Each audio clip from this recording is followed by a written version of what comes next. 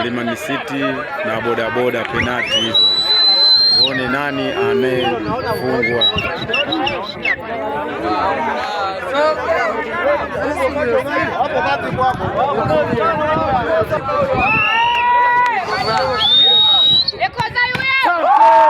Bodaboda wamekosa penati moja. Sasa tunaenda Mlimani City.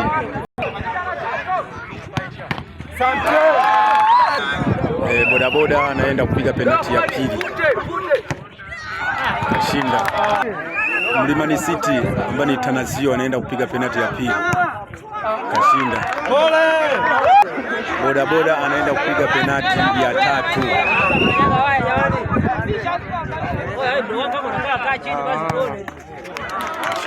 Mlimani City penati hiyo nyingine anaenda kupiga, kashinda. Bodaboda anaenda kupiga penati nyingine naye.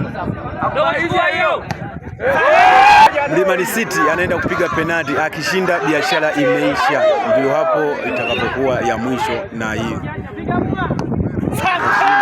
mpira ndio umeisha tena.